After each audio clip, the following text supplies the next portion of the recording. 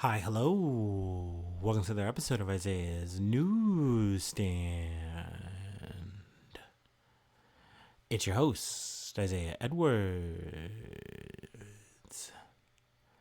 The date is July the 4th, 2025. Hopefully, this episode finds you well, in good spirits, and high hopes. As for me, I'm doing pretty good. Happy 4th of July to ya. Hopefully, you're having a good holiday wherever you are. If you're not celebrating, hey, that's okay. I know me myself, I'm going to be in the house, probably trying to sleep as much as possible, just chilling, trying to recover. But hey, that's just me.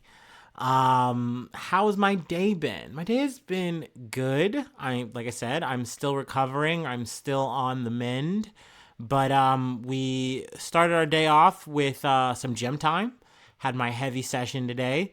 I initially kind of came in, and on my first set, I thought it was going to be a bad run. I didn't really do well on my bench press. I was a little bit bummed that I was like a bit on the lower rep side.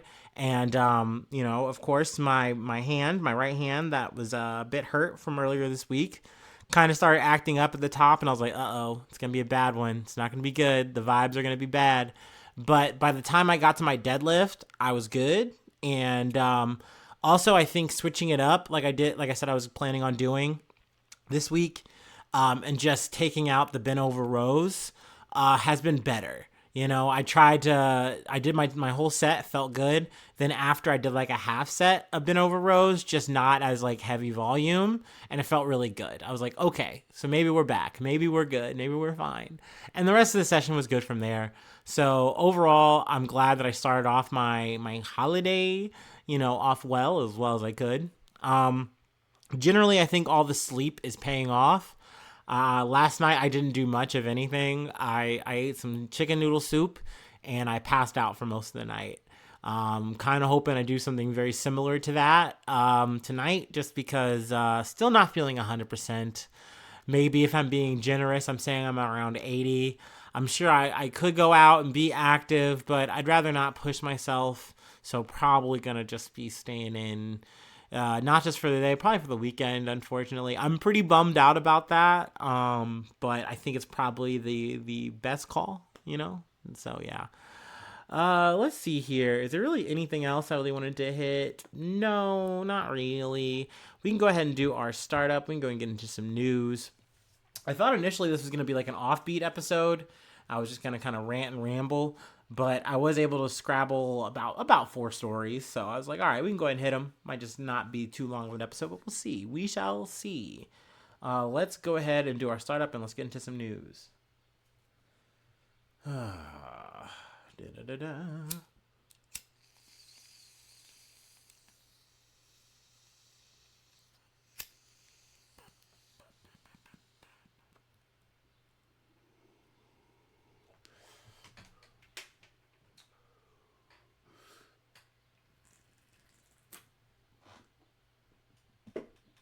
All right.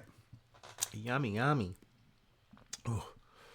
Our first story comes from CBS News. 4 killed, 14 wounded in Chicago mass shooting outside Artist's Restaurant and Lounge in River North. 4 people were killed and at least 14 others were wounded in a drive-by mass shooting outside the Artist Restaurant and Lounge in Chicago's River North neighborhood on Wednesday night.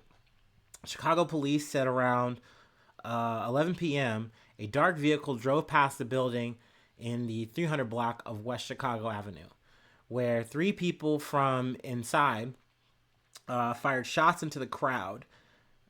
Shots into a crowd of people standing on the sidewalk. The crowd was said to be leaving Artist Lounge following an album release party for rapper Mellow Bucks. The victims injured in the shooting range from 21 to 32 years old. Of the injured, 2 were taken to Illinois Masonic Hospital. 2 were taken to Mount Sinai Hospital. 3 were taken to Stroger Hospital, and 6 were taken to Northwestern Memorial Hospital, and conditions ranging from good to critical.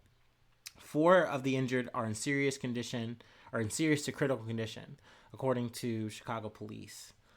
Two men who were shot were taken into Stronger Hospital where they were pronounced dead. The Cook County Medical Examiner's Office identified them as 25-year-old Leon Andrew Henry and 23-year-old Devontae Terrell Williamson. A 26-year-old woman and a 27-year-old woman were both shot in the chest and taken to Northwestern Memorial Hospital where they died, Chicago police said. Let's see here. This was an album release party for Mellow Bucks. I believe her partner or her boyfriend. Mellow Bucks posted social media tributes to those killed, including her boyfriend, Williamson, sharing photos of the couples together, one caption reading, "My handsome man." So, I mean, damn, it's really sad that something like this happened. It's also referenced that I think this might have been in 2022, maybe. The club went by another name. Yeah, it was November of 2022.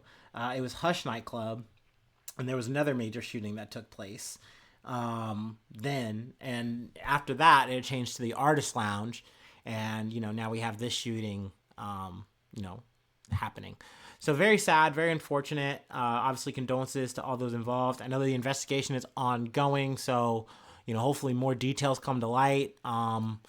It being a drive-by, sometimes people can think like, oh, how random was this? How calculated? As of right now, we don't know. But I imagine more details will come to light. And if I hear or see anything, then I will be, back to the episode with more details, or back to the podcast. You know what I mean? Anyway, let's move on to our next story, going to Texas, talking about a little weather. From CNN. Officials report multiple deaths from catastrophic flooding in central Texas. Hold on, let me see. Let me hit this. This is like a live thing. Okay, there we go. There have been multiple deaths from flooding caused by torrential rain in central Texas. A local official said Friday. Kerr County Judge Rob Kelly would not give a number of casualties in the county, saying officials are trying to identify victims at a morgue. Widespread rainfall of 4 to 6 inches, with some reports of over 10 inches, has fallen from San Angelo to Kerrville, the seat of Kerr County, since late Thursday evening, prompting multiple flash flood emergencies, the most severe form of flash warning. Heavy rain will continue into the afternoon as slow-moving storms stall over the same hard-hit areas. So, definitely will be. Well, we'll see. We should be back maybe with some more details. Maybe the aftermath of all the stormy, rainy weather coming out of Texas. See if there's anything more to really report or talk about. Once again, condolences to the people who've lost family, lost people. And something like this, this is supposed to be a time where you're celebrating or at least relaxing. You're supposed to be having a good time, eating a burger or a hot dog or something. And next thing you know, you're trying to pick up your whole life. Because, not to mention just the loss of life, that's already one thing, but also just the property damage. You know what I mean? Just having to literally pick up the pieces of your life, and I think, sure, a tornado or something like that definitely gets a little bit more coverage. But, when you have flooding, just severe rain like this, it's definitely just as severe, just as damaging. But yeah, let's move on. Got a couple of other stories. We're getting international, covering a couple of conflicts. From CNN, Russia launches record number of drones at Ukraine after latest Trump-Putin phone call. Now we're kind of going to speed run through this. At least one person died in an overnight attack, according to local Kyiv emergency services. Earlier Friday, city and military authorities said at least 23 people were wounded in the attack, which lasted 13 hours. Ukraine intercepted 476 out of a record 539 Russian drones, according to the country's Air Force. It said Russia also launched 11 cruise and ballistic missiles. 60 Russian drones were taken down by Ukraine's new interceptor drones, regional officials said. Now, they also mixed in the conversation that Trump had with Putin recently. Even Trump said the conversation didn't go that great. He said they talked about Iran. That was fine. But on the subject of Ukraine, it didn't seem like they were really getting anywhere. No real movement towards a ceasefire or any kind of peace talk. So he's not thrilled about that. But his reaction isn't to really chastise Putin or anything. It's seemingly more to be like, I'm just going to wash my hands of this shit. We can't really, remedy the situation. It's looking more like that. in terms of just more of a update on the freezing of lethal aid, if you will, to Ukraine. Essentially, Trump or the Trump administration is saying, oh, or you can say military, whatever the fuck, you know what I mean. They're saying we need to worry about our own stockpiles, our American stockpiles, which I think is very funny that we care about that in this situation when on a constant basis we are sending that same kind of stockpile to Israel to do a genocide. So yeah, I mean that's fun. That's nice. That's nice. That's cool. It's good balance, I guess. You got to worry about that at least somewhere at some point, you know. So that's great. Anyway, closing out. Speaking of that, let's go ahead and close out from the Gaza Israel conflict. Let's take our last break and we'll just touch on this. I really don't want to get too in the weeds with it. It's just more or less a number update, if anything. But it's definitely, you know, it's worth saying.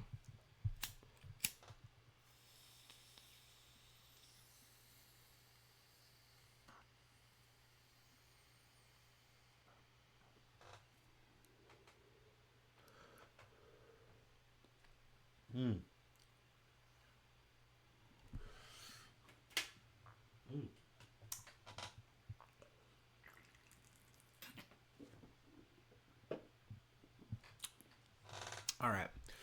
From Reuters. 613 killed at Gaza aid distribution sites near humanitarian convoys, says UN. The Human Rights Office said on Friday it had recorded at least 613 killings, both at aid points run by the U.S. and Israeli-backed Gaza Humanitarian Foundation, or the GHF, near humanitarian convoys run by other relief groups, including the UN. Let's see here. We've recorded 613 killings, both at GHF points and near humanitarian convoys. This is a figure as of June 27th.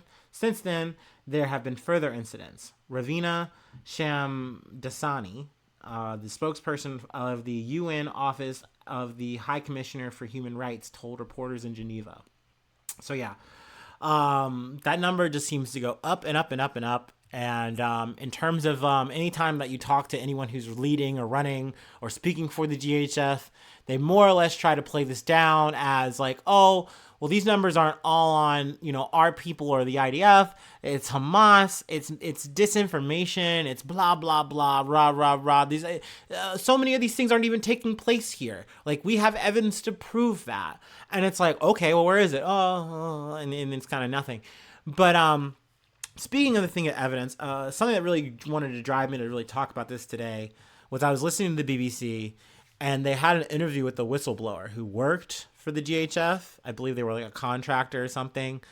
And they saw and recorded like literal like instances where you have contractors shooting at people, at Palestinians getting aid, and they're leaving. And, you know, they shoot at them, you know, in multiple waves. You see these people go down, and then it's recorded. And the dude's like, I brought this to my superiors. And their response to it is like, well, maybe they tripped and fell. Maybe they fell over from exhaustion. You know, like they're just really tired or da da da. We can't confirm it. We don't even know if it was our weapons that did that. It could have been from the other side. It could have been from Hamas. Okay, so we can't confirm that. We're not doing anything about it. It's crazy that this shit is just so just open face. It's just out, and there's nothing to be done about it, nothing to really be said, and you just keep pointing the finger at the other side and say, yeah, we're doing the best we can. It's crazy.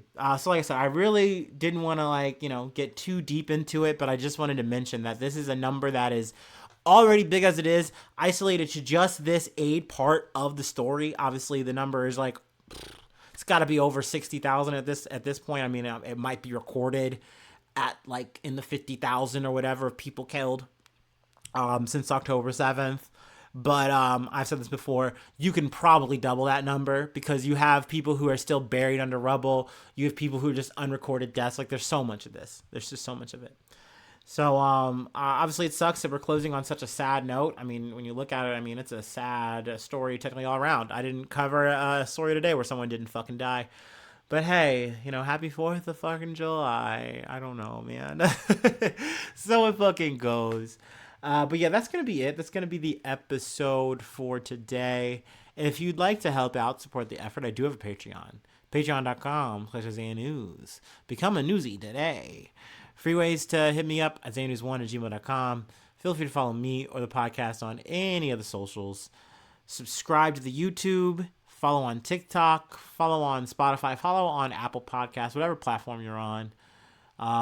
Leave a like. Leave a cool comment. Sharing is caring. Always appreciate that. Actually was going through a few of the YouTube comments today. I'm always excited to see that. It's like a pleasant surprise to see people, actually have a response or anything. Even if, if we're talking about some sad shit that happened or was talked about in the episode. You know what I mean? I really do appreciate that. Really appreciate y'all.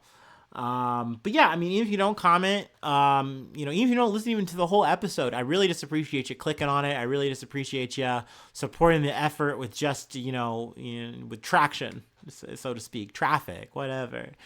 So yeah, thanks so much for tuning in. Thanks so much for being a friend. And hopefully I see you soon for some more good news. I love ya. Bye-bye. Mwah.